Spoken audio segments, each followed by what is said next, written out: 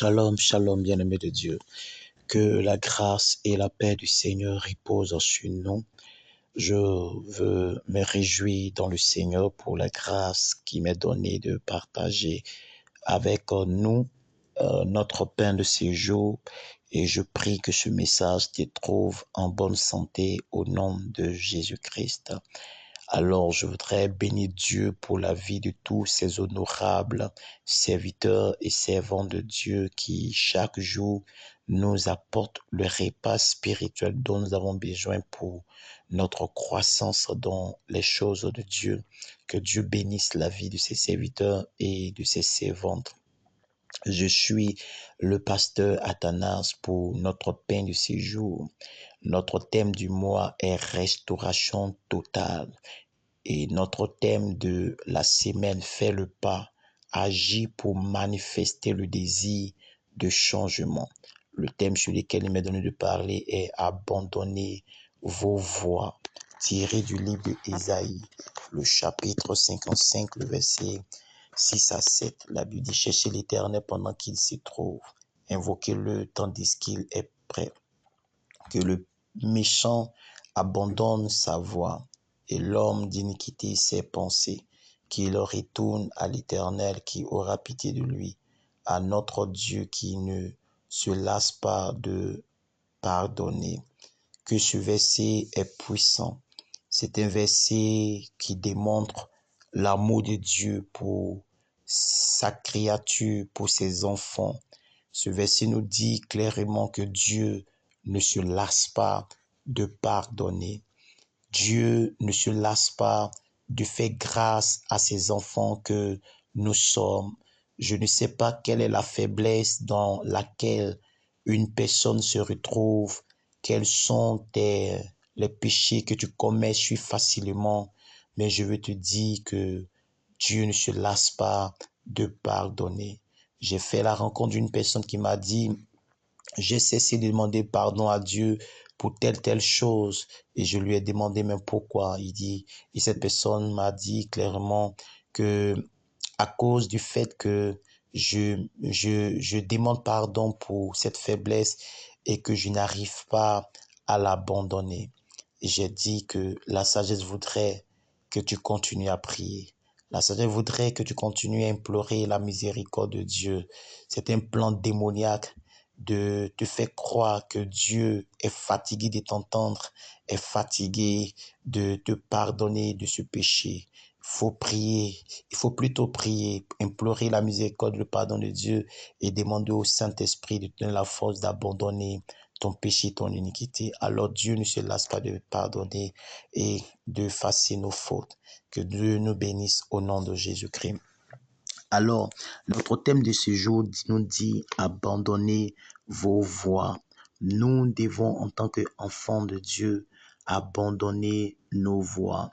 Nous ne sommes plus des enfants de ténèbres, mais nous sommes devenus maintenant par Jésus-Christ les enfants de lumière. Alors, en tant qu'enfants de lumière, nous devons abandonner nos mauvaises voies pour marcher promptement, pour marcher dans la voie du Seigneur Jésus-Christ. Car les mauvaises voies dans lesquelles nous marchons, ces mauvaises voies nous font perdre ce qu'il faut. N'est-ce pas que la Bible dit là que tous ont péché et sont privés de la gloire de Dieu? La voie du péché nous fait priver de la gloire de Dieu. Nous venons dans ce monde lorsque nous naissons en Christ.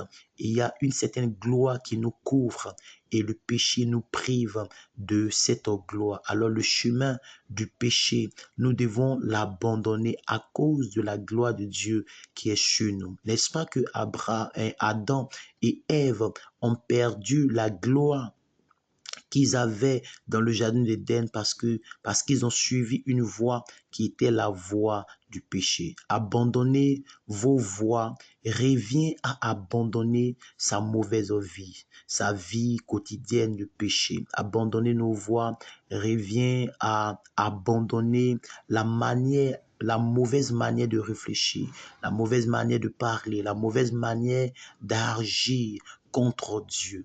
Dieu veut que toi et moi, que nous nous détournons de nos mauvaises voies, parce que la mauvaise voie mène à la perdition.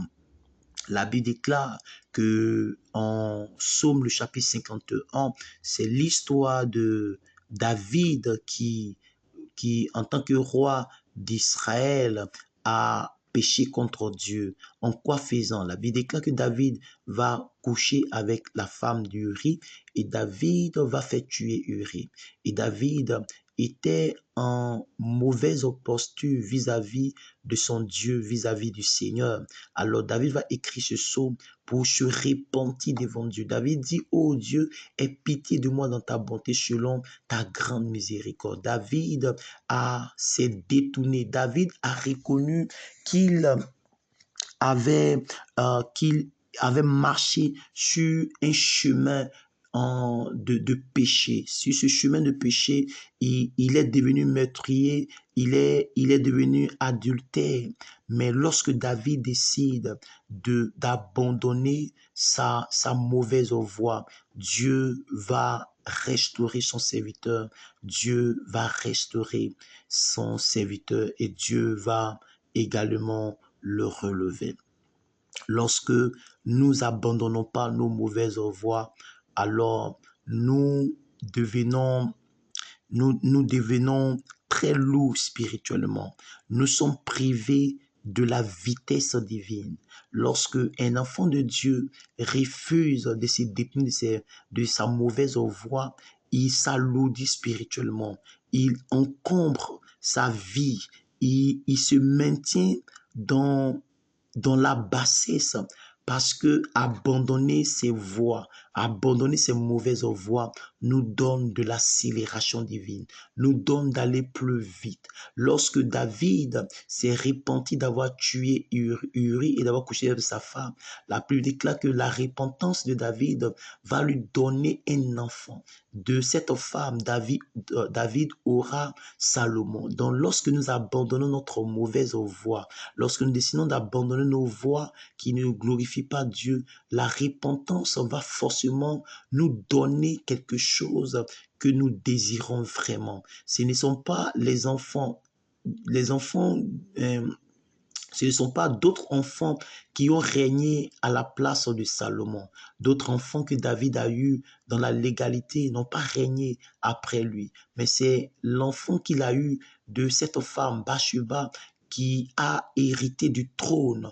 Pourquoi? Parce que même quand David avait péché, par ce péché avec Bathsheba, la Bible déclare qu'il s'est repenti. Et Dieu pour montrer à David qu'il a vraiment exaucé, Dieu va prendre de l'enfant qui naîtra de cette femme et il établira cet enfant comme roi en Israël.